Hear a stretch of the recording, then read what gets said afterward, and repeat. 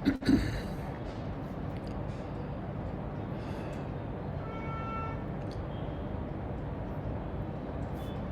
श्री कृष्ण। नमस्कार। श्रीमद् भगवद गीता के अध्ययन की श्रृंखला में 10वें अध्याय विभूति योग के आज के सत्र में सभी स्वाध्यायियों का स्वागत एवं अभिवादन। ओमकार के नाद के साथ प्रार्थना करेंगे।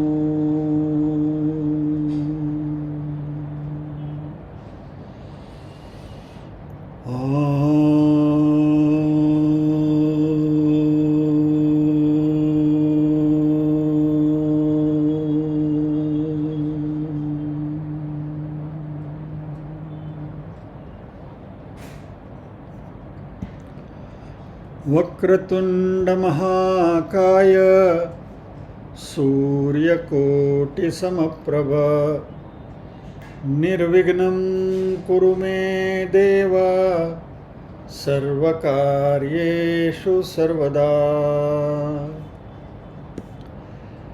या कुन्देन्दुतुषारहारधवला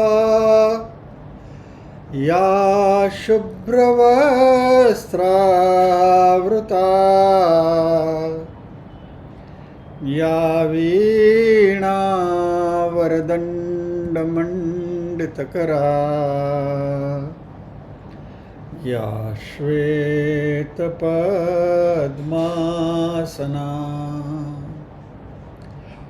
या ब्रह्माच्युतशङ्कर प्रभृतिभिर्देवैः सदा वन्दिता। सा मां पातु सरस्वती भगवती निःशेषजाड्यापहा।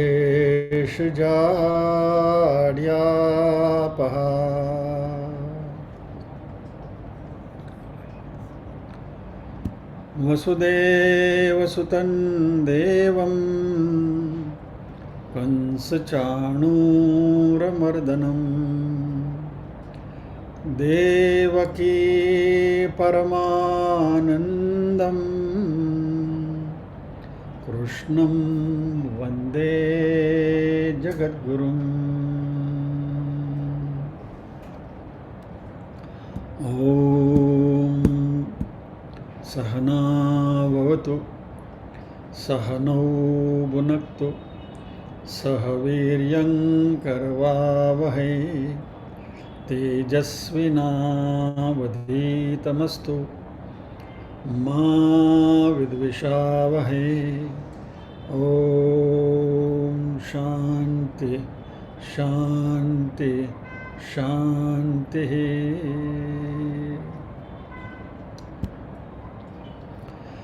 यत्र योगेश्वरः कृष्णो यत्र पार्थो धनुर्धरः तत्र श्रीर्विजयो भूतिर्ध्रुवा नीतिर्मतिर्मम।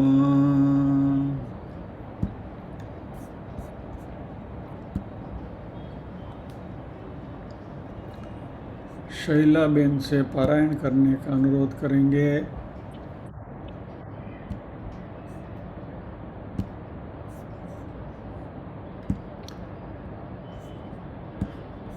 एक से 24 तक शैलाबेन जी।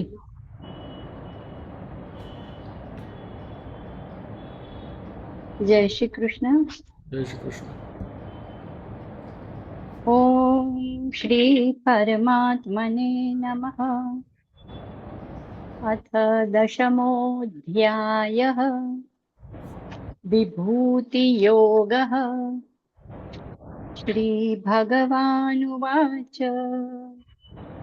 भूय एव महाबाहो शृणु मे परमं वचः यत्तेऽहं प्रीयमाणाय वक्ष्यामि हितकाम्यया न मे विदुः सुरगणाः प्रभवं न महर्षयः अहमादिर्हि देवानां महर्षीणां च सर्वशः यो मामजमनादिं च वेत्ति लोकमहेश्वरम् असम्मूढः समर्थ्येषु सर्वपापैः प्रमुच्यते बुद्धिर्ज्ञानमसम्मोहः क्षमा सत्यं दमः शमः सुखं दुःखं भवो भावो भयं चाभयमेव च अहिंसा समता तुष्टिस्तपोदानं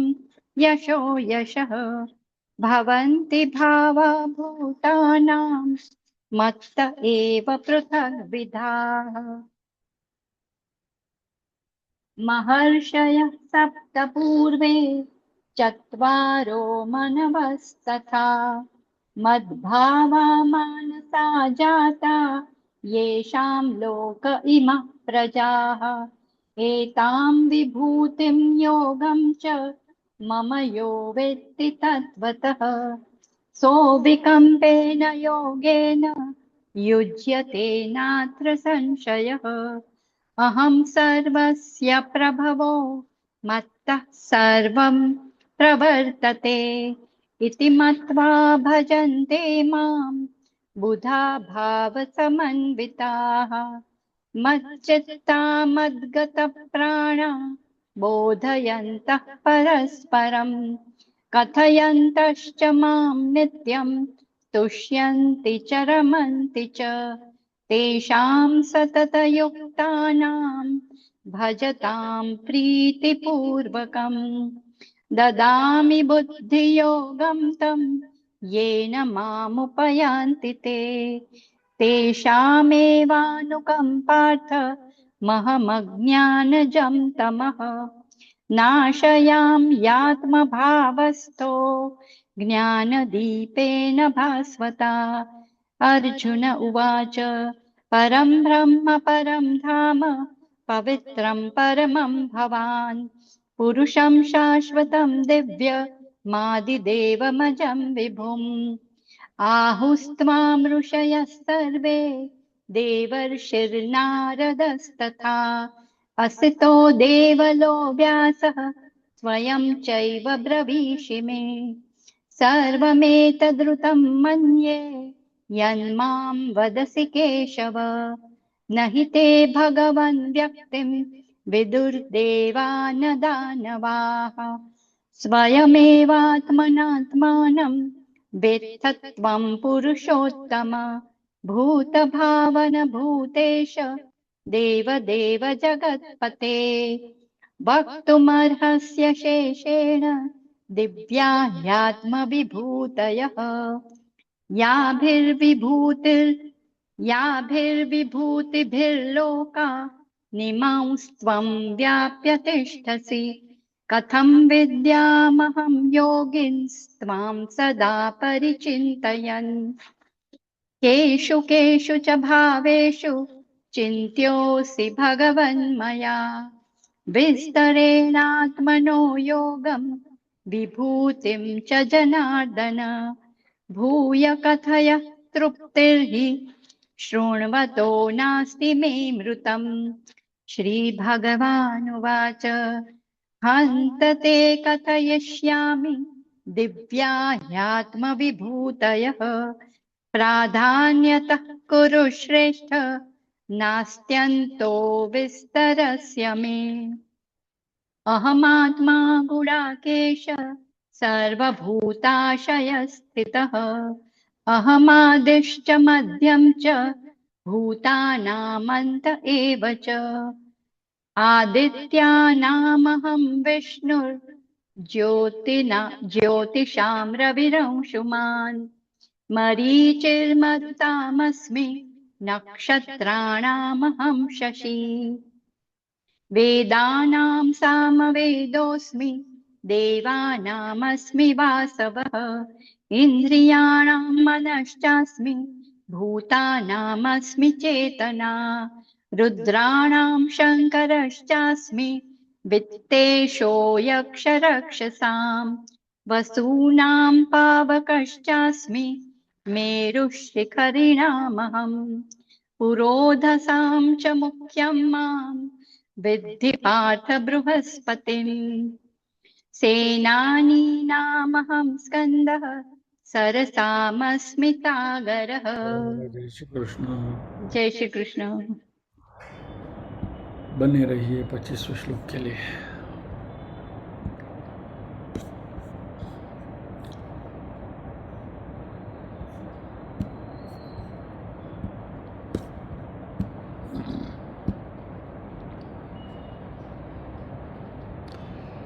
महर्षीणां भृगुरहं महर्षीणां भृगुरहं महर्षीणां भृगुरहं महर्षीणां भृगुरहं गिरामस्येकमक्षरम् गिरामस्म्येकमक्षरम् गिरामस्म्येकमक्षरम् गिरामस्म्येकमक्षरम् यज्ञानां जपयज्ञोऽस्मि यज्ञानां जपयज्ञोऽस्मि यज्ञानां जपयज्ञोऽस्मि यज्ञानां जपयज्ञोऽस्मि स्थावराणां हिमालयः स्थावराणां हिमालयः स्थावराणां हिमालयः स्थावराणां हिमालयः महर्षीणां भृगुरहं गिरामस्म्येकमक्षरम् यज्ञानां जपयज्ञोऽस्मि स्थावराणां हिमालयः महर्षीणां भृगुरहं गिरामस्म्येकमक्षरम् यज्ञानां जपयज्ञोऽस्मि स्थावराणां हिमालयः। दोबारा। महर्षीणां भृगुरहं गिरामस्म्येकमक्षरम् यज्ञानां जपयज्ञोऽस्मि स्थावराणां हिमालयः। जय श्री कृष्ण। जय श्री कृष्ण।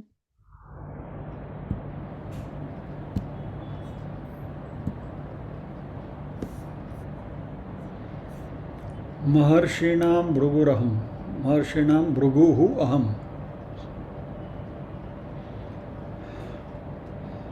गिराम अस्मि एकम अक्षरम। संधि इस प्रकार है। यज्ञानां जप यज्ञः अस्मि स्थावराणां हिमालयः। महर्षीणां भृगुः अहम् महर्षियों में मैं भृगु हूँ। गिराम अस्मि एकम अक्षरम गिरा यानी कि वाणी, अस्मि यानी कि हूँ, मैं, एकम यानी ओंकार, अक्षरम प्रणव। यज्ञानां जपयज्ञः अस्मि यज्ञों में मैं जपयज्ञ हूँ। स्थावराणाम जो स्थिर रहने वाले जो हैं उसमें मैं हिमालय हूँ। हिमालय की तरह अड़क बोलते हैं ना, वैसा। तो 4 विभूतियों का यह वर्णन है श्लोक में। आइए इसके बारे में बात करेंगे।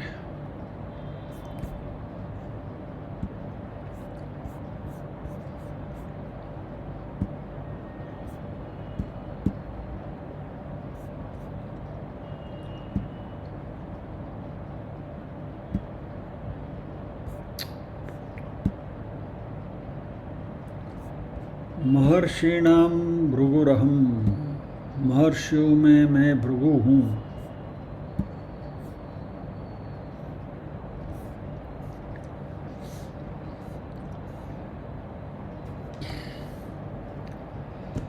हमारे सप्तर्षि हैं।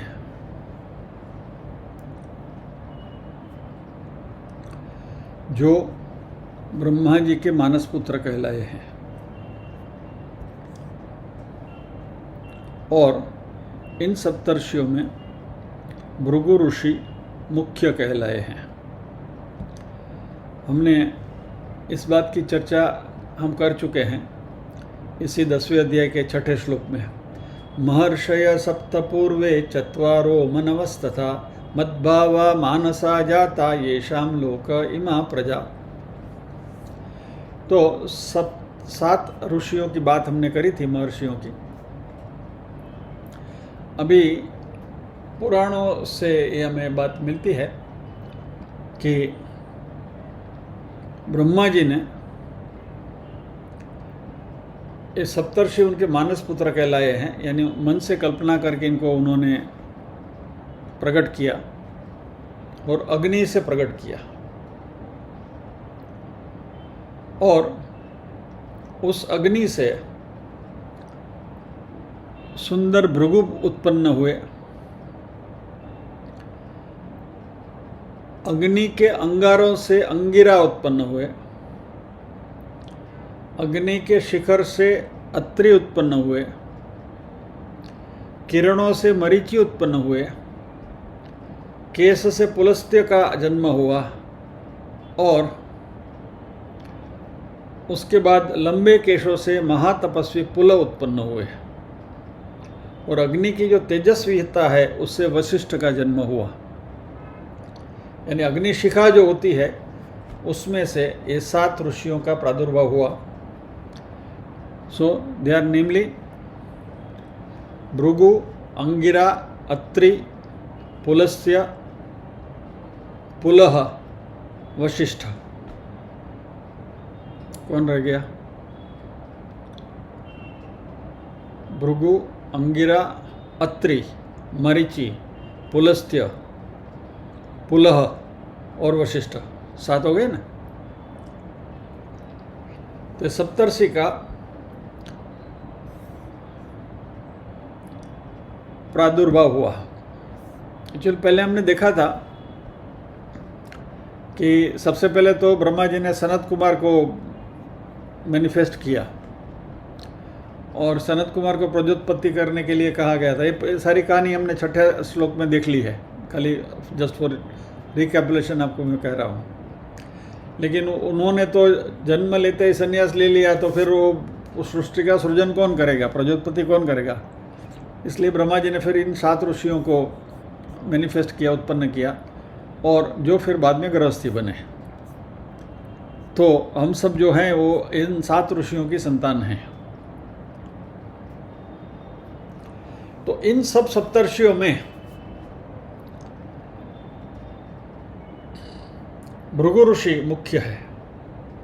सभी ऋषि अपने अपने हिसाब से बहुत तेजस्वी हैं, लेकिन भृगु इसमें खास है। पुराणों में कहानियाँ बहुत सारी हैं। इनमें से एक कहानी कुछ ऐसी है। पुराण यानी कहानियों का भंडार।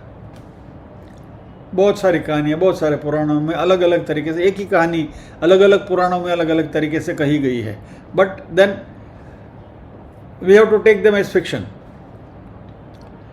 हालांकि उस कहानियों में भी अध्यात्म छुपा हुआ है, क्योंकि कहानियों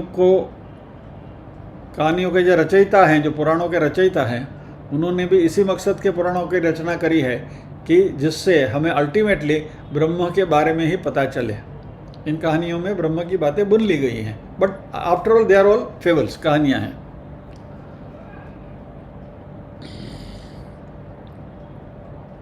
एक कहानी ऐसी है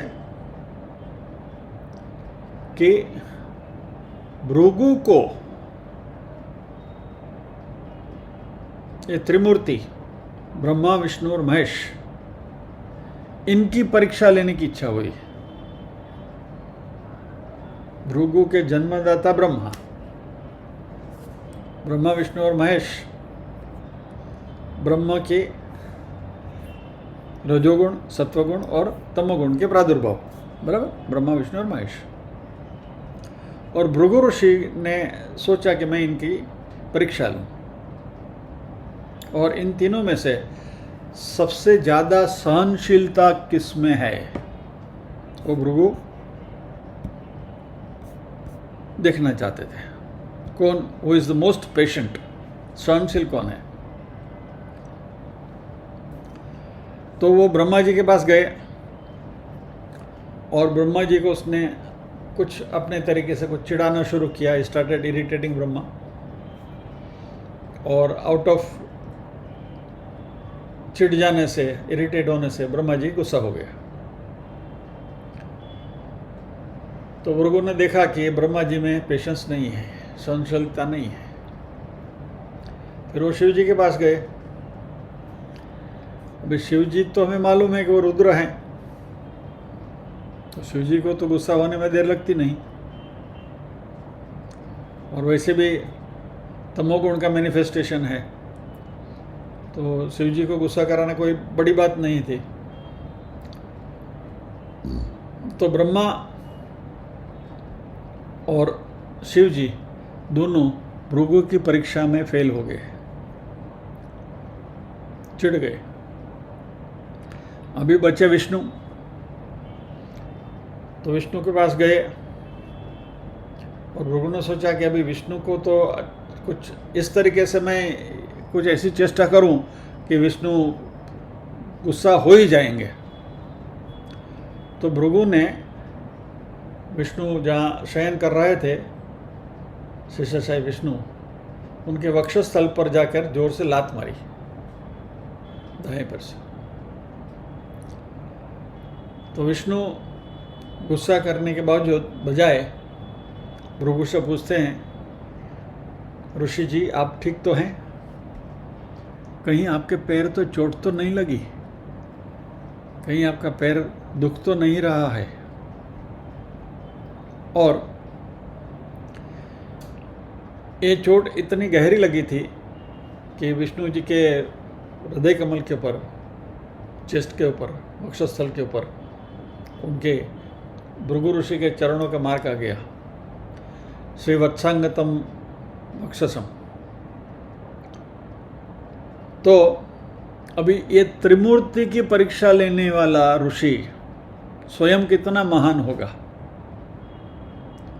इसलिए भगवान ने कहा कि इन 7 सप्तर्षियों में मेरी विभूति आपको देखनी है तो भृगु में देखो, आई एम भृगु।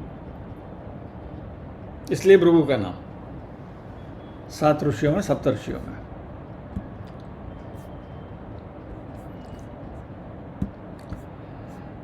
दूसरी बात करते हैं, गिरामी अस्मि एकम अक्षरम। गिरा यानी वाणी, सभी शब्दों में एक ही अक्षर यानी एक सिलेबल वाला अक्षर, एकाक्षर ओम, वो मैं हूँ। ओंकार सबसे बड़ा है।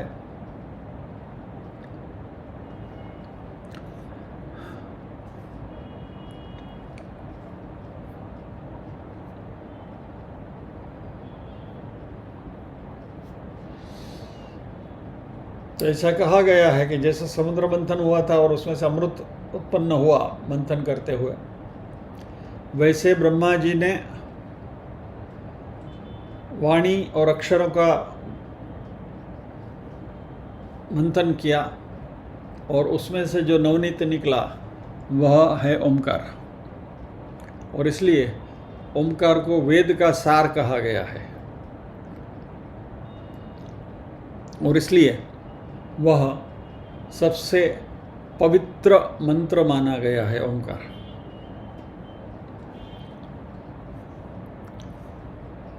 हम कोई भी वेद का पारायण करते हैं, कोई भी श्लोक बोलते हैं, कोई भी रिचुअल करते हैं, विधि विधान करते हैं, तो उसमें पहले ओम से शुरू करते हैं, बराबर है? ओम श्री परमात्मने नमः वगैरह वगैरह। तो ओम का उच्चार पहले होता है उपासना में, ध्यान में, मेडिटेशन में। ओमकार मेडिटेशन में, खास करके ध्यान में, आलम्बनम के तौर पे, सिंबल के तौर पे भी उसका प्रयोग किया जाता है। कर्मकांड में तो ओमकार है ही है, उपासना कांड में भी ओमकार है।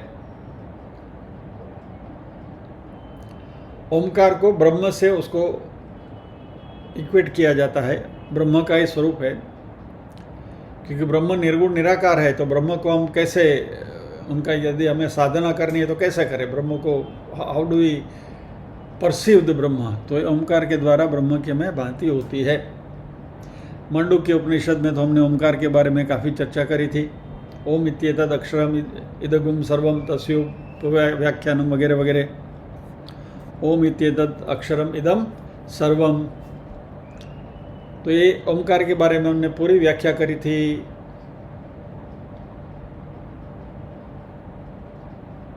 और तभी आपसे वादा भी किया गया था कि ओमकार के विषय के ऊपर हम एक अलग से सत्र लेंगे, यानी नॉट जस्ट 1 आवर बट 4-5 सत्रों की एक श्रृंखला करनी है। बट अभी उसके लिए उपयुक्त समय आया नहीं है, आएगा तो ले लेंगे। अभी ओमकार के बारे में बात कर रहे हैं तभी याद है कि ऐसा मैंने कहा था।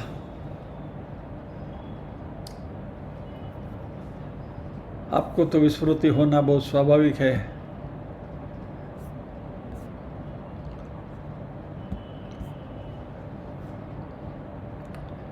મારી થોડી ઘણી બચી છે એટલે યાદ છે।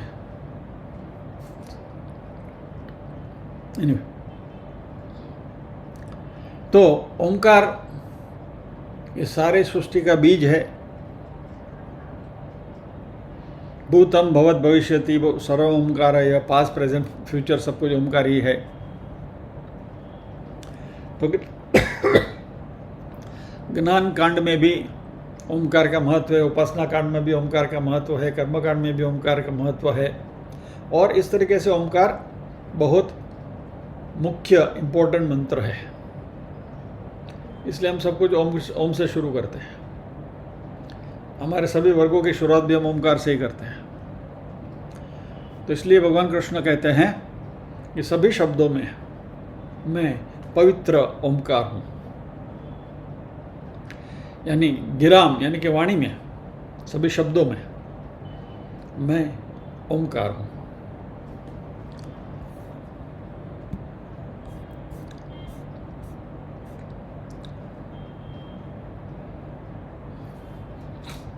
अभी ओमकार एक सिंगल सिलेबल है, एक ही शब्द है वो ओम, लेकिन वो 3 अक्षरों के बना हुआ है, अ, उ और म। और देखिए ओमकार भी कैसे होता है, जब ये मुंह खोलते हैं तो अ निकलता है, अ उ और करते हैं मुंह बंद हो जाता है। तो मुंह खुलने से मुंह बंद होने तक जो पूरी वाणी निकलती है, सभी शब्द जो निकलते हैं वो सब ये ओम में समाये हुए हैं।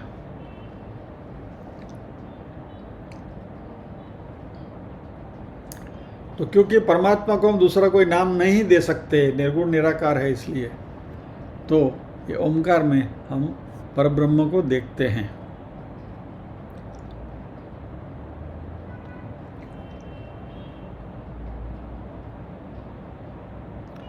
संगीत में जैसे 7 सुर हैं, सारे गम प ध नि,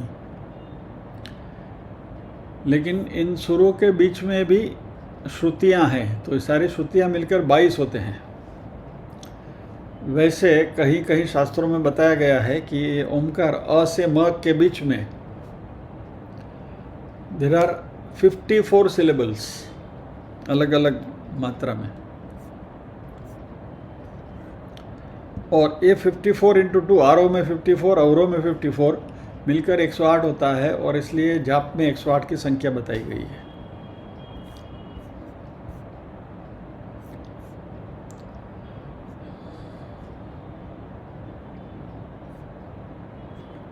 तो ओमकार जो है वो ईश्वर का प्रतीक है।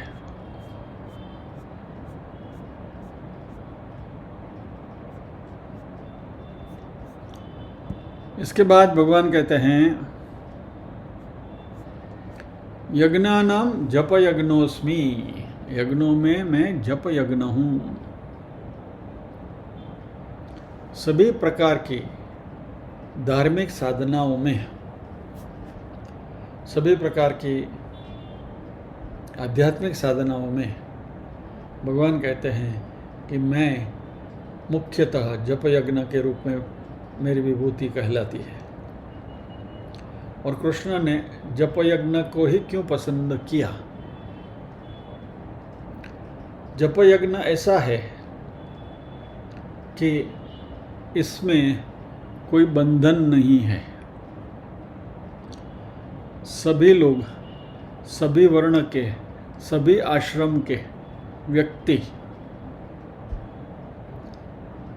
यानी वर्ण यानी ब्राह्मण, क्षत्रिय, वैश्य, शूद्र, ब्रह्मचारी, गृहस्थ, वानप्रस्थ, सन्यासी, आश्रम, बराबर 4 वर्ण 4 आश्रम, सभी लोग जप यज्ञ कर सकते हैं। बाकी के यज्ञ यदि आप देखें तो उनमें कहीं ना कहीं कुछ न कुछ अड़चन, कुछ न कुछ बाधाएं होती हैं। मान लीजिए कि आप अग्निहोत्र की बात करें तो अग्निहोत्र मात्र गृहस्थ कर सकते हैं। ब्रह्मचारी या तो सन्यासी को अग्निहोत्र करना मना है। राजस्व यज्ञ ले तो मात्र क्षत्रिय कर सकते हैं, ब्राह्मण नहीं कर सकते। तो कोई विधियां ऐसी होती हैं कि जिसमें जनेऊ धारण करनी पड़ती है, और कुछ लोग शूद्र जो है वो जनेऊ धारण नहीं कर सकते, वगैरह वगैरह। शास्त्रों ने बहुत सारी ifs and buts and limitations वगैरह डाल के रखे हैं। तो हमारे जो रिचुअल्स हैं, हमारे जो यज्ञ हैं, वो वर्णों के हिसाब से, आश्रम के हिसाब से, उपनयन संस्कार के हिसाब से, किसी में पुरुष को आज्ञा है, किसी में महिलाओं को आज्ञा नहीं है। ऐसे बहुत सारे रिस्ट्रिक्शंस कहीं ना कहीं हमको मिलते हैं। लेकिन ये जप यज्ञ ऐसा है कि यह सबके लिए, it is open to all. कहने का यूनिवर्सल साधना है, और इसलिए सबसे अच्छी साधना यह है।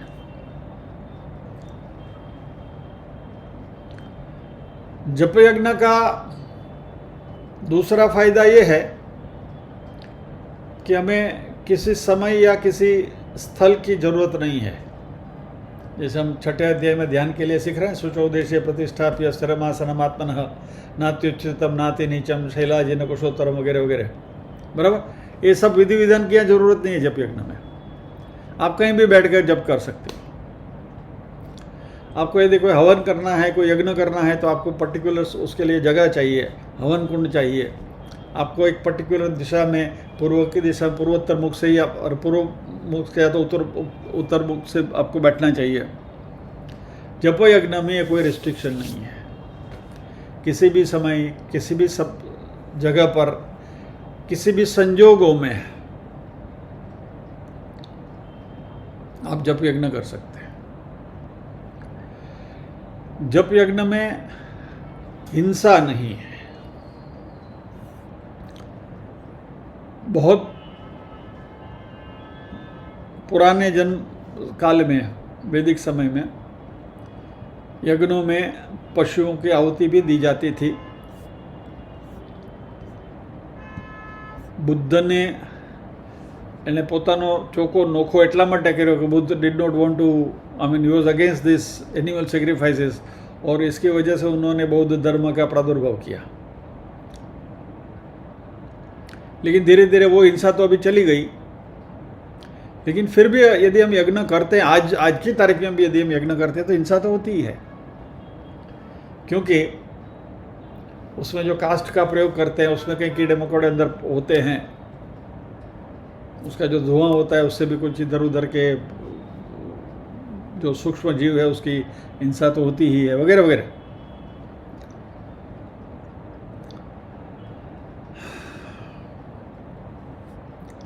और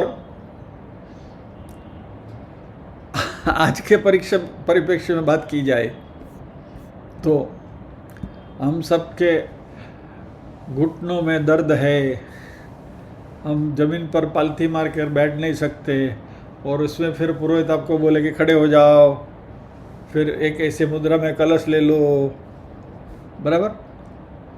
तो ये सब मुश्किल है। तो ये भी एक प्रकार की सूक्ष्म हिंसा ही कहलाई जाएगी, क्योंकि हमसे नहीं होता है और हमसे करवाया जा रहा है। साष्टांग दंडवत प्रणाम करो, खड़े हो जाओ, वापस बैठ जाओ। तो अब तो उठबे सापड़ाથી થાય नहीं। એટલે इस प्रकार की भी हिंसा जप यज्ञ में नहीं है। हम तो बैठ गए गणपति की तरह। तो जप यज्ञ में हिंसा नहीं है, यूनिवर्सल है, सभी जगह पर कर सकते हैं, किसी भी समय पर कर सकते हैं, किसी भी स्थिति में कर सकते हैं, कोई हिंसा नहीं है। और सबसे बड़ी बात, एक पैसे का खर्च नहीं है, नो एक्सपेंडिचर। क्योंकि आपको हवन भी करना है तो घी लाना पड़ेगा, शुद्ध घी लाना पड़ेगा, देसी घी लाना पड़ेगा, और कई सामग्री लानी पड़ेगी हवन में अभी की तरह डालने के लिए। फिर जो पुरोहित को हम बुलाएंगे तो उनको दक्षिणा देनी पड़ेगी। जब के लिए आपको इसमें से किसी की जरूरत नहीं है, मात्र और मात्र एट द मोस्ट हमारी जिह्वा की जरूरत पड़ेगी बोलने के लिए। श्री कृष्ण शरणम मम, श्री कृष्ण शरणम मम, श्री कृष्ण शरणम मम, ओम ओम ओम ओम, राम राम राम राम राम राम वगैरह एटसेट्रा, और ओम नमः शिवाय, ओम नमः शिवाय, ओम नमः शिवाय। तो इसमें खाली और किसी की ज़रूरत नहीं है। और यदि हमें जिह्वा का भी प्रयोग नहीं करना है, एमा भी आलस आवे, तो मानसिक जप भी कर सकते हैं। क्या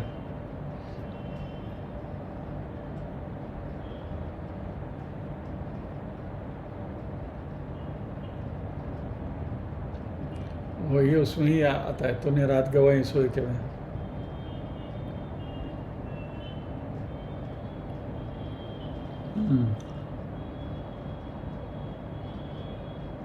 हाथ का मन का छोड़ दे, मन का फेर, तूने रात गवाई सोए के, दिवस गवाया खाए के, हीरा जन्म अमोल था, कोड़ी बिसरे जाई, तूने रात गवाई सोए के। हाथ का मन का छोड़ दे, मन का फेर रे। तो मानसिक जाप भी हो सकता है, और भाई लोगों के लिए और बहनों के लिए भी जो गॉसिप सेशन होती हैं, उसमें गॉसिप सेशन के बजाय जब सेशन शुरू की जाए तो उससे भी बहुत फायदा होता है।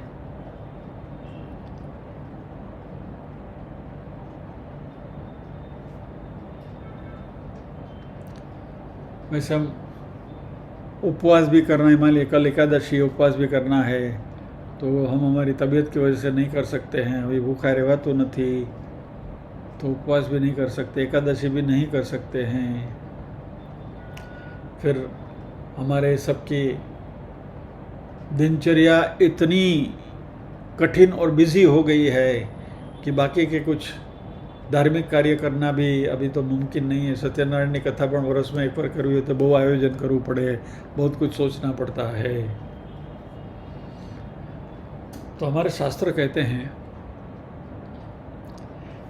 कि कम से कम मिनिमम साधना यदि आप कुछ भी करना चाहो, कर सको, तो कोई भी पवित्र नाम का 108 नाम के एक माला रोज किया करो।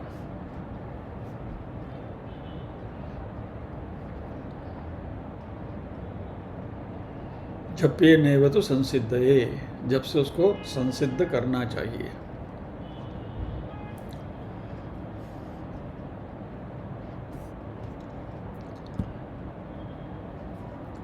मेरे विपरीत संयोगों में किसी ने मुझसे कहा था कि तुम्हारा सूर्य नबड़ो है तमारो सूर्य, तो आपको सूर्य का जाप करना चाहिए। तो तभी से मैंने शुरू किया, तो हम सूर्य नम, हम सूर्य नम, तो अभी तक चालू है वो जाप। तभी it was out of compulsion, now it is out of habit.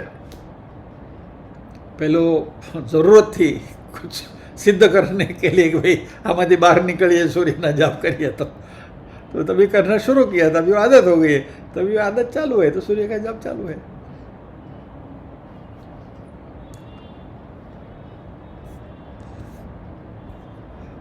और इत्तेफाक से मैं आज की तारीख में यदि अहम ब्रह्मास्मि न कहूँ तो भी मैं अहम सूर्योस्मि तो कह सकता हूँ।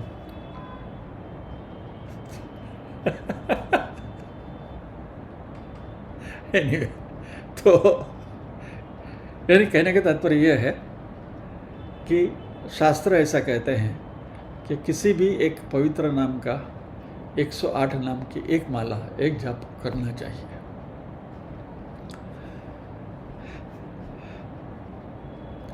जकारो जन्म विच्छेद पकार पापनाशन जन्म पाप हरो यस्मात् जपयति उच्यते बुधैहि। जप यज्ञ की महिमा गाई गई है। जकारो जन्म जप, बराबर, तो जकार ज जन्म विच्छेद, जन्म मरण के जो हमारे फेरे हैं उसमें से हमको काट देता है, विच्छेद कर देता है, and to the cycle of birth and death. और पकार पापनाशन, पकार जब का जो प है वो पापों का विनाश करता है। तो पाप भी गए, संसार से जन्म मरण के फेरे का भी विच्छेद हो गया। इसलिए जपयति उच्यते बुधैहि, विद्वान लोगों ने इसको जप कहा है, जन्म पाप हरो यस्मात्। तो जप जो है वो हमारे शास्त्रज्ञों ने उसको एक बड़ी साधना की गई है, और इसलिए भगवान कहते हैं कि यज्ञों में जप यज्ञ मैं हूँ। अभी पारायण अलग है, जप यज्ञ अलग है, ये भी समझ ले।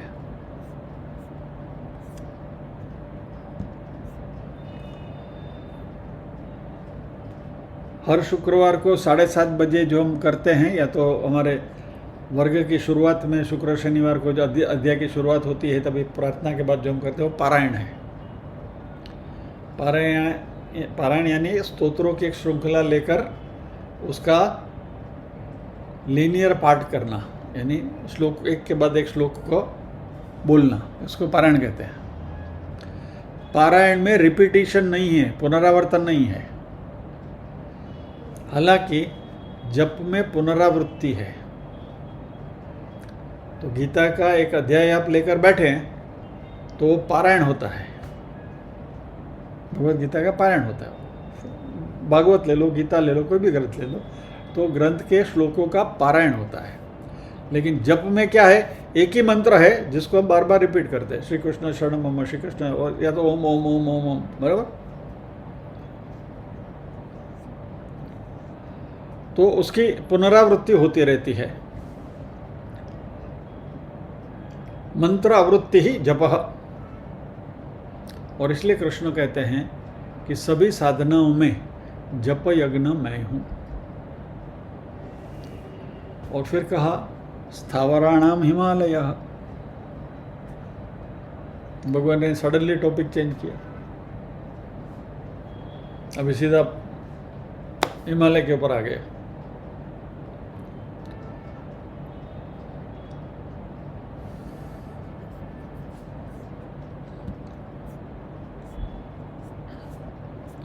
बात क्या कर रहे थे भगवान? महर्षि भृगु की बात कर रहे थे, ओंकार की बात कर रहे थे, यज्ञों में जप यज्ञ की बात कर रहे थे।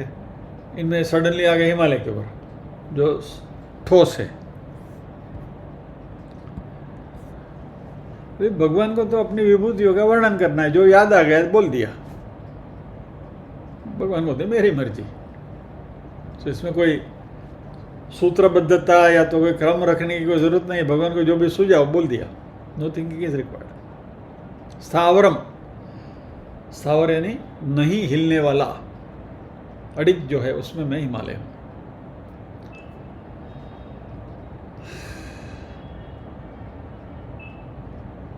अभी हमारे किसी संशोधक ने इसके ऊपर विचार किया कि हिमालय का इनाम क्यों लिया। इसके पीछे भी कुछ छोटी सी रसप्रद कहानी है, छोटी सी है। हिमालय में कौन रहते हैं?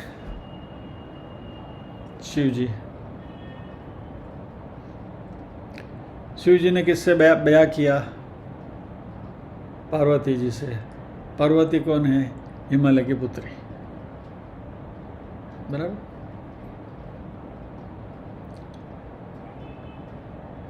तो शिव जी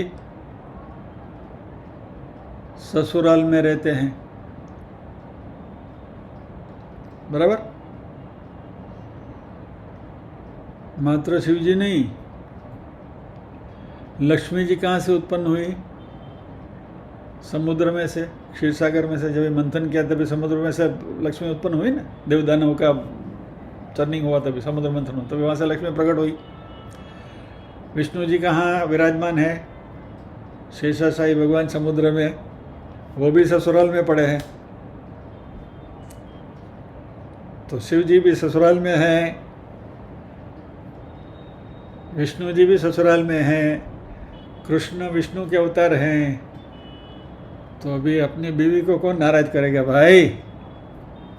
इसलिए कृष्ण ने कहा कि स्थावराणाम हिमालयोस्मि। हम सब ससुराल में पड़े हैं, अच्छे हैं।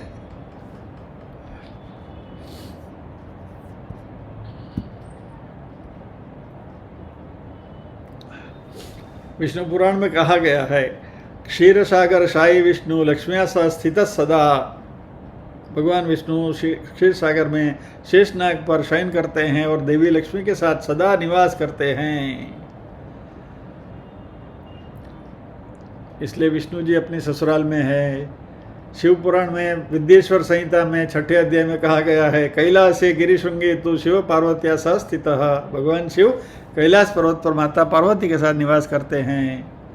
कैलाश हिमालय का ही हिस्सा है, इसलिए शिव जी भी ससुराल में है, विष्णु भी ससुराल में है। लेकिन ससुराल में रहना मात्र देवों को अलाउड है, मनुष्य को नहीं है।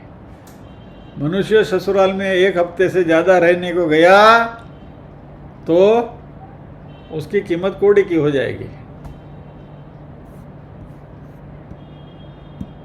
ये हमारी समाज व्यवस्था है। तो देवों से ये सब प्रेरणा लेना नहीं है। यहाँ भाइयों कोई छे नहीं, खाली विनायक वैज बैठा जाए तो ओनली ऑड मैन आउट, और सामने मैं हूँ। एनीवे, कहने का तात्पर्य ये है, ससुराल में रहना और मौज करना वो देवताओं के लिए है, हमारे लिए वो वर्जित है। बस आज इतना बहुत हो गया।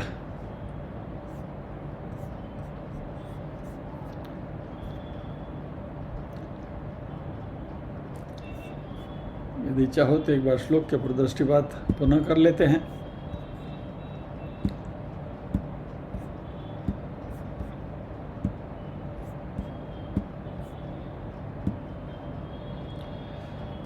महर्षीणां भृगुरहं गिरामस्म्येकमक्षरं यज्ञानां जपयज्ञोऽस्मि स्थावराणां हिमालयः। जय श्री कृष्ण। भगवान और भी विभूतियों की बात करेंगे, जैसे जैसे बात आएगी वैसे करते चलेंगे। तो आज यहाँ विराम लेते हैं, प्रार्थना करेंगे।